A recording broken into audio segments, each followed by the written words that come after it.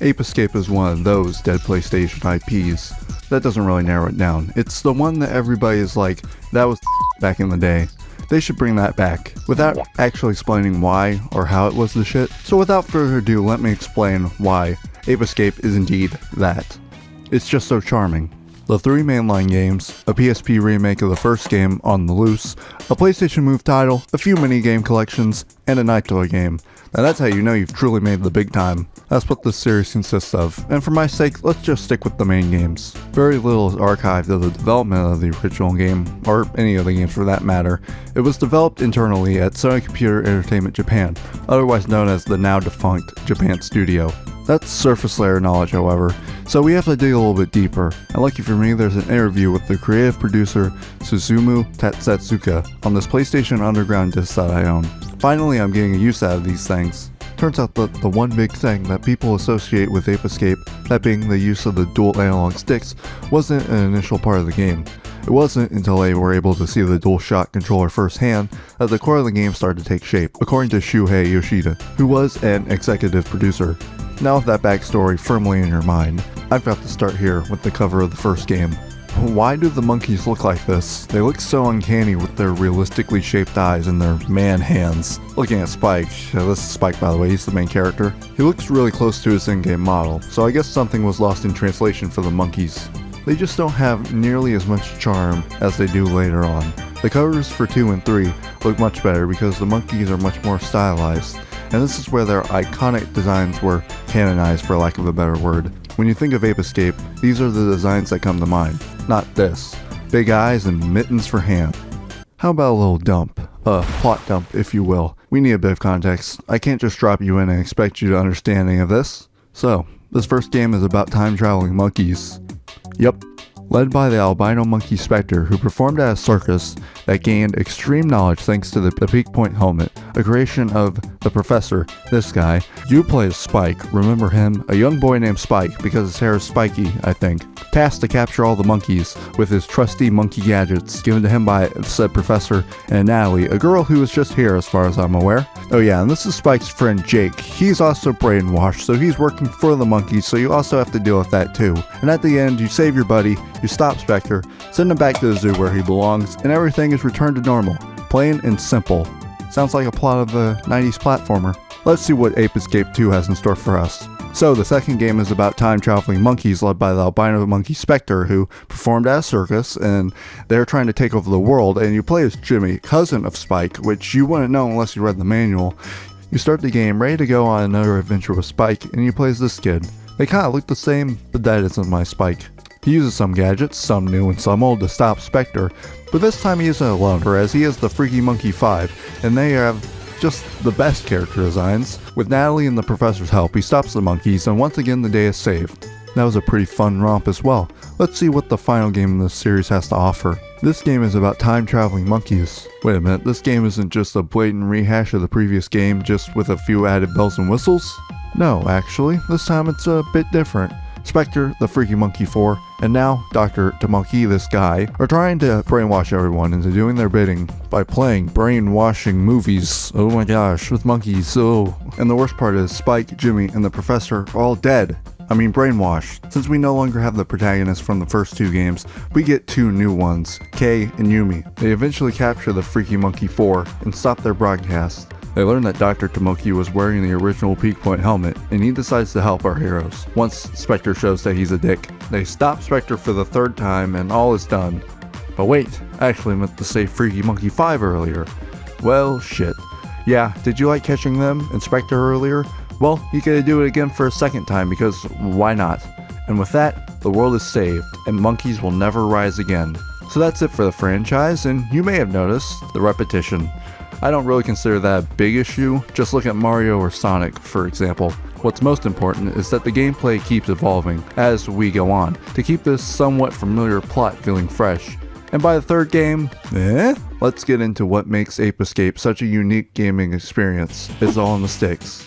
The original was released on the PS1 in 1999, back when the analog sticks that we see on every single controller out there were far less common. When the console was released in 1994, this is what the controller looked like. It looks so pedestrian, feels so empty. It wasn't until 1997 where Sony would release the DualShock into the world, giving players much more control over their movements in 3D games.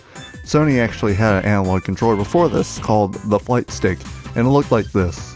I don't think we need to talk about that anymore. With the release of this thing, games started to incorporate analog controls as an option. Unless the games in question didn't require them, analog was a great addition to the controller, but it was always seen as an add-on. Something great to have, obviously, but it wasn't necessarily always a priority. Not something that was required to play the game. Ape Escape proudly proclaims on the back of its box the fact that it's the first game to ever require dual analog sticks to play. It was viewed as innovative at the time, and I would agree, although after playing the two sequels, this one definitely feels like a first entry. In many games, you don't see your controller being used in really interesting ways, quite like Ape Escape does. That goes to show you that even back in its adolescence, Japan's studio was all about innovation in terms of control. But now, let's talk about specifics. The gadgets, the thing you came here for, the thing that makes Ape Escape truly what it is. First off, we got a package deal of the stun baton and monkey net. The stun baton is used to stun, and the monkey net is used to catch things, like how you use a net. All you gotta do is push that wacky little stick in the direction you want to swing, and there you go. You can also do this little twirl, which is good for certain enemies. I don't know how much this next one actually qualifies as a gadget, but the aqua net lets you swim and shoots nets while in the water. Not very interesting here, but it's implemented more uniquely in the sequels. The monkey radar. The monkey radar has you point towards a monkey to pinpoint their location. It's a radar. It does radar things. Although if you're close enough, you can get some info on the monkey in question. This is where the charm levels are off the charts. Just look at these guys. The slingshot is next. You pull back in the direction you want to shoot, then you let go, just like in real life. Don't ever try to use this outside of the first person view mode, because trying to do otherwise is like, I don't even know. Just think of the worst thing ever, and it's probably as bad as that. You're given 3 different types of ammo. Some dinky little pellets, bombs, and guided missiles. Okay, that escalated very quickly.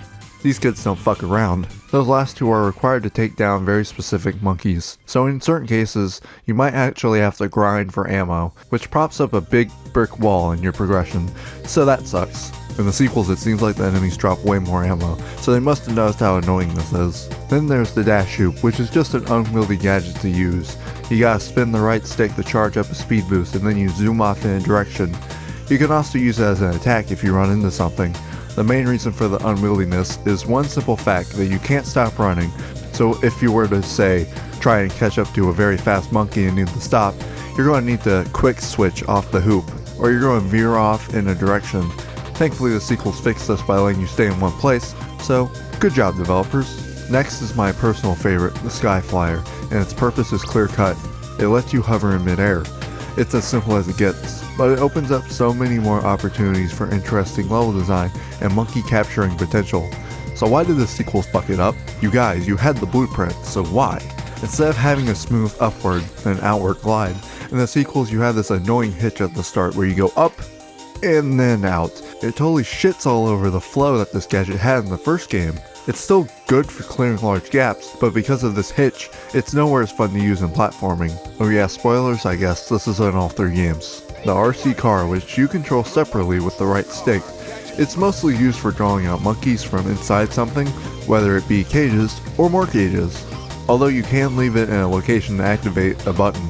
It's useful, and it's also funny to run into enemies with it. And finally, we got the Magic Punch, which is like the Ultra Hand, but with a boxing glove glued onto the end of it. You push the stick in the direction you want to punch, and bam! You can only get it from beating the game though, so is this a worthy reward for finishing? No, not really. The first Ape Escape set up the gadget system that the series will later go on to improve, and is seen as a classic in the eyes of many PS1 users, and I agree.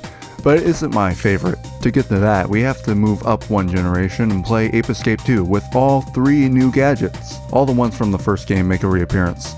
It seems the ethos of the sequel was just to build on the previous game in every aspect. Bigger levels, more monkeys, and more new gadgets with a few slight changes to the old ones for the better. First is the Banana Rang, which is a boomerang, but a banana one. Throwing it out, you can lure monkeys out of hiding if they are hungry, which you can see by using your monkey radar. All in all, it's not all that different from the RC car in its function, other than its ability to pick up items. Next in the Ape Escape 2 New Gadgets Bungaloo, there's the water cannon, that you guessed it, based on that name, shoots water. You can use it to put out fires to proceed in some levels, and repair some damaged vehicles. That's really it. Not surprised this one didn't come back in 3. Then the finale of this game's new gadgets is the electromagnet that lets you pick up metal things. Sorry, I'm trying to make these things as cool as possible, but most of these don't really change the gameplay enough to warrant an epic analysis of what these gadgets bring to the Ape Escape franchise.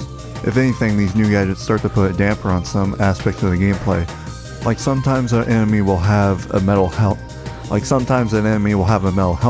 that makes it impervious to damage. So you have to pull out your metal magnet, point it at him to pull the helmet off, just so you can kill it. So it bogs down what used to be a much smoother experience. Then for the final game in this trilogy, they dropped the new gadgets that I just hyped up successfully, I might add, adding in these morph forms which give different abilities depending on which one you use. The Knight, Cowboy, Ninja, Genie, Kung Fu Master, Cyber Ace, and the Monkey all serve their purpose as different ways to catch monkeys, while all having the same sort of control scheme.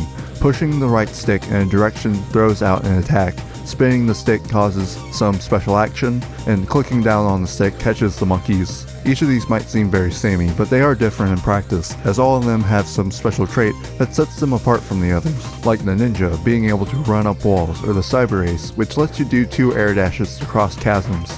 Much more interesting than the gadgets they introduced in 2, and that's not to mention you have all the gadgets from the first game here as well. And with so many more monkeys to capture than 1 and 2, they even get birthdays in this game. How precious is that? This game is, in my humble opinion, where the series peaked. I'm glad that it went out with a bang and not a whimper. In terms of platforming games, mind you, the gadgets and the ape catching aspect are what really makes this series what it is.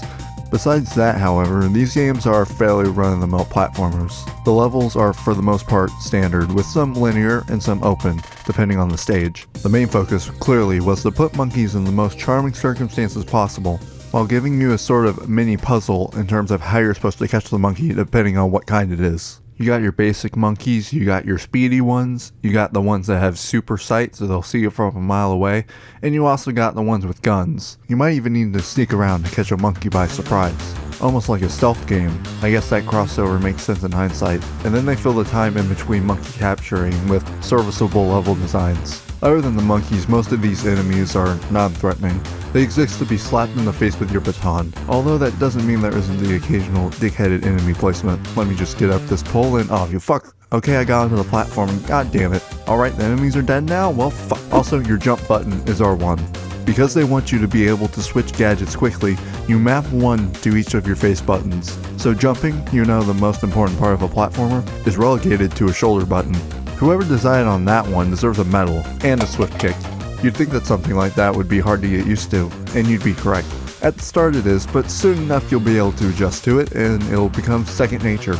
The controls themselves feel very floaty, especially when trying to make jumps.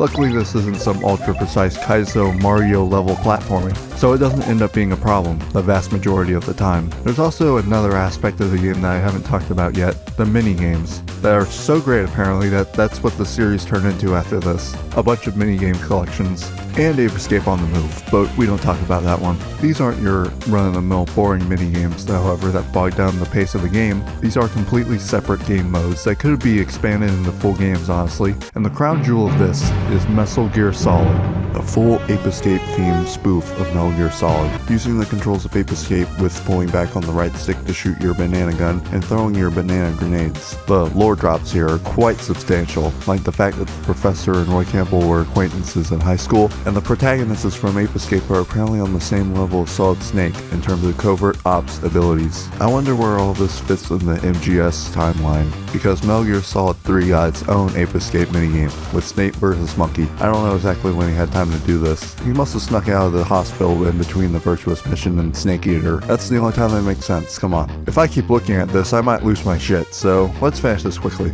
It's not too difficult to get your hands on these games, as 1 and 2 are available on the PS Store, but 3 is much less accessible. It does have a rating for a PS4 version, but nothing has happened since then. Maybe they just forgot. These aren't necessarily the best versions of these games either, as they do have audio and graphical glitches if you decide to play them on the PS5, so it's probably for the best if you try to track down original copies. You better hurry on that, because prices are rising. Don't you just love the secondhand video game market?